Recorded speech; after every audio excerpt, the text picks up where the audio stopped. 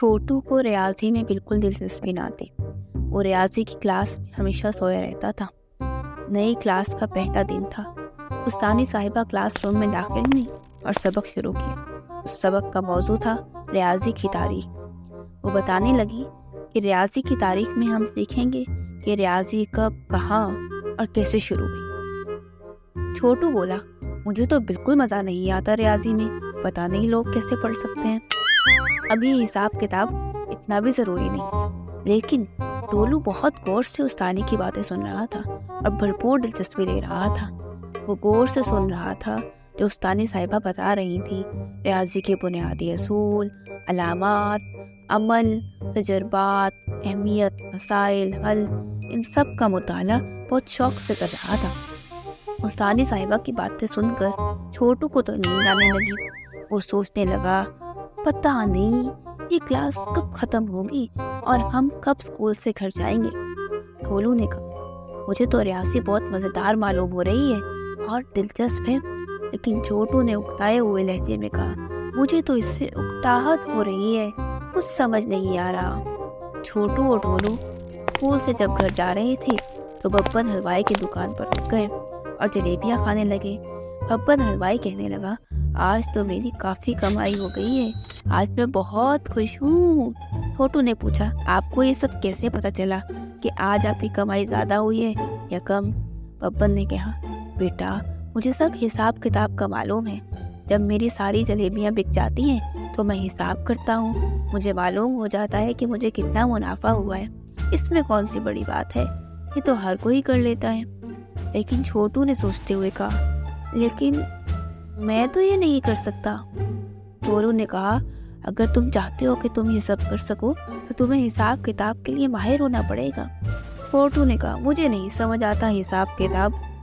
ببن کو پیسے دینے کے بعد جب وہ گھر پہنچے تو ددو پیسے گن رہے تھے اور کہہ رہے تھے، اتنی مہنگائی ہو گئی ہے، میرا ان پیسوں میں گزارا نہیں ہو پا رہا۔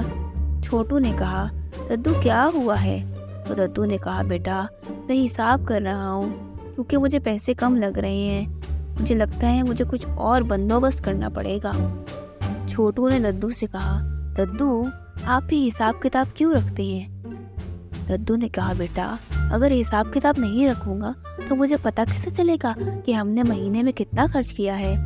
اور ڈھولو نے کہا، حساب کتاب کیے بغیر ہمیں یہ نہیں معلوم ہو سکتا کہ ہم نے کتنے پیسے خرچ کر لیے اور ہمارے کتنے پیسے باقی ہیں اور ہم کیا خرید سکتے ہیں اور کیا نہیں خریدنا چاہیے۔ اس سب کے لیے ہمیں حساب ضروری ہے۔ نہیں ضروری نہیں بلکہ بہت ضروری ہے۔ تم لوگوں کو اس میں بہت ماہر بننا چاہیے۔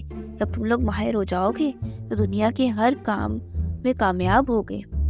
لیکن ددو کو احساس ہو گیا کہ چھوٹو کو تو حساب کتاب میں بالکل دلچسپی نہیں ہے، اسے حساب پسند نہیں ہے۔ ددو نے سوچا اس کو کسی اور طریقے سے حساب سکھانا چاہیے۔ انہوں نے ایک ترکیب سوچی۔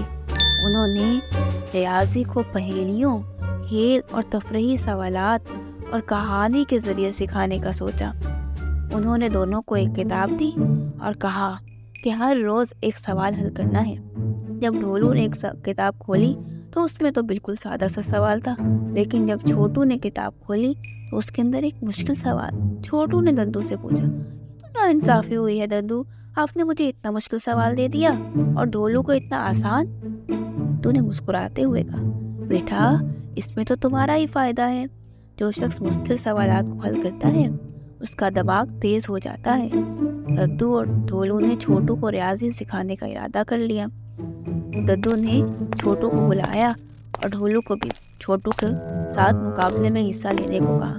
ددو نے باقاعدہ آغاز کیا، چھوٹو اور ڈھولو میں آپ دونوں سے سادہ سا سوال پوچھتا ہوں، جو جواب دے گا اس کو ایک چاکلیٹ ملے گی۔ چھوٹو اور ڈھولو خوش ہو گئے اور کہنے لگے، جی ددو ہم تیار ہیں۔ اس کے بعد ددو نے دونوں سے پوچھا، ڈھولو اگر میں تمہیں 10 روپے دوں اور تم سے 5 روپے واپس لے لوں تو تمہارے پاس کتنے پیسے ہوں گے؟ ڈھولو نے فوراً سے جواب دیا، 5 روپے۔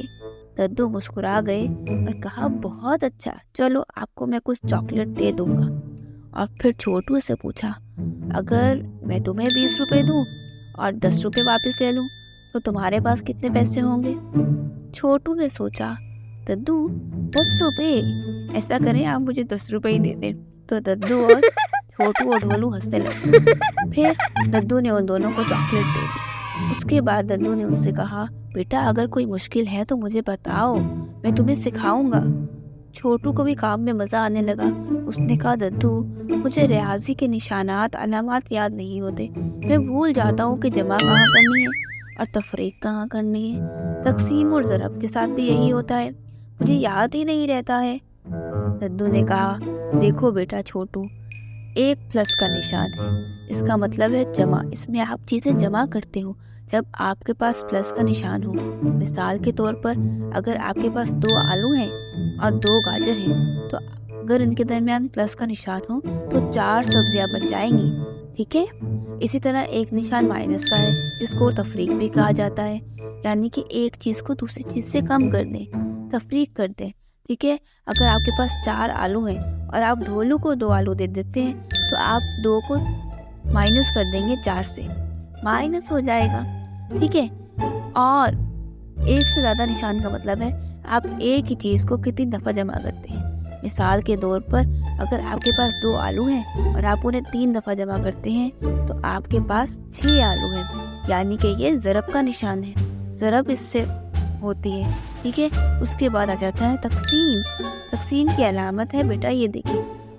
और अगर आप किसी चीज़ को कितने हिस्सों में तकसीम करना चाहते हैं, इसको आप इसके ज़रिए से कर सकते हैं। मिसाल के तौर पर अगर आपके पास 6 आलू हैं और आप उन्हें 2 हिस्सों में तकसीम करना चाहते हैं, तो हर हिस्से में कितने आलू बाकी आएंगे? छोटू और ढोलू हम आवाज़ होके बोले 3। ढोलू और छोटू की बात सुनकर दद्दू को बहुत खुशी हुई कि वो उन्हें निशानात और अलामात सिखाने में कामयाब हो गए। छोटू ने इन निशानात को याद करने की कोशिश की, लेकिन आलू का नाम सुनकर उन दोनों को भूख लग गई और कहने लगे, दद्दू फू फू। दद्दू भी उनकी बातें सुन के हंस पड़े। दद्दू ने कहा, आलू पका के ही खा लो। तो दोनों हंसने लगे। और फिर उन दोनों ने कहा, हम तो आलू की चिप्स खाएंगे। और दद्दू जो है उनके लिए चिप्स बनाने के लिए चले गए। वापस आकर दद्दू ने उन्हें चिप्स दी और उन दोनों ने मिलकर चिप्स खाई। चिप्स खाने के बाद उनमें नए सिरे से ताकत आई, तो दद्दू ने उनको एक दिलचस्प कहानी सुनाई। दद्दू कहने लगे, जंगल में 2 शेर और 2 टाइगर रहा करते थे।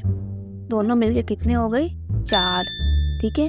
अब ऐसी बात है, एक शेर का घर अलग था, एक शेर का घर अलग था, एक टाइगर का घर अलग था, दूसरे टाइगर का घर भी अलग था। लेकिन शेर ने शेर से दोस्ती कर ली और वो दोनों मिलकर रहने लगे। तो क्या हुआ बेटा? 1 + जमा 1 2, ठीक है। इस तरह हमें जमा का पता चलता है, ठीक है। इसी तरह चारों मिलजुल के रहा करते थे। अगर ऐसे कहें, चारों यानी कि 2 शेर और 2 टाइगर जब मिलजुल के रहा करते थे, फिर शेरों और टाइगर्स की आपस में लड़ाई हो गई, तो शेरों ने अपना घर अलग कर लिया और टाइगर्स ने अपना घर अलग कर लिया। तो 4 में से 2 निकल गए। कितने रह गए? उन दोनों ने हम आवाज़ कहा, 2।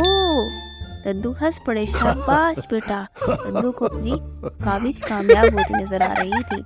इसी तरह उन्होंने तकसीम और ज़रब को भी कहानी के ज़रिए समझाया। उन दोनों को बहुत अच्छे से समझ आ गया। दद्दू ने छोटू और ढोलू की तारीफ़ की और उन दोनों से कहा, अगर अभी कुछ और पूछना है तो और बता दो। लेकिन उन्होंने कहा, नहीं नहीं दद्दू, अब हम और कुछ नहीं सोचेंगे। अब हम और जब कुछ सीख लेंगे तो फिर आपसे दोबारा समझेंगे, ताकि हमें सब बहुत अच्छे से समझ आ जाए। दद्दू ने उन दोनों से खुश हो गए और उन दोनों की तारीफ़ की और कहा, चलो मैं तुम दोनों को खाना बना देता हूँ, खाना खा के सो जाओ, सुबह को स्कूल भी जाना है। स्कूल जाकर बहुत मेहनत से और लगन से रियाजी सीखनी है। ठीक है छोटू? ठीक है ढोलू? जी दद्दू, ठीक है। अगले दिन जब छोटू और ढोलू स्कूल गए तो रियाजी की क्लास में उस्ताद साहिबा ने एक सवाल पूछा, तो छोटू ने हाथ खड़ा कर दिया और वो जवाब देने के लिए बेचैन हो रहा था। उस्ताद साहिबा ने इसको देखकर खुशी का इजहार किया और उसकी तारीफ की और फिर मजाक में हंसते हुए कहा, क्या आज सूरज मशरिक से ही निकला है? छोटू ही साहब के सवालों का जवाब देने के लिए बेचैन नजर आ रहा है। छोटू ने कहा, ये तो हमारे दद्दू का कमाल है, उन्होंने हमें रियाजी की अहमियत भी बताई है और रियाजी के सवाल करने में हमारी मदद भी की है اس طرح ہمیں مزہ آنے لگا ہے اور ہمیں انعام کے طور پر ددو نے چاکلیٹ بھی دی ہے۔ مجھے تو بہت مزہ آیا۔ استانی جی نے جب یہ سب سنا تو بہت خوش ہوئیں اور کہا شاباش بچوں، ایسے ہی محنت کرتے رہو۔ ڈھولو نے بھی خوشی سے سوچا کہ شکر ہے چھوٹو کو ریاضی سے مزہ آنے لگا ہے، اب ہم دونوں مل کر ریاضی کے سوال حل کریں گے۔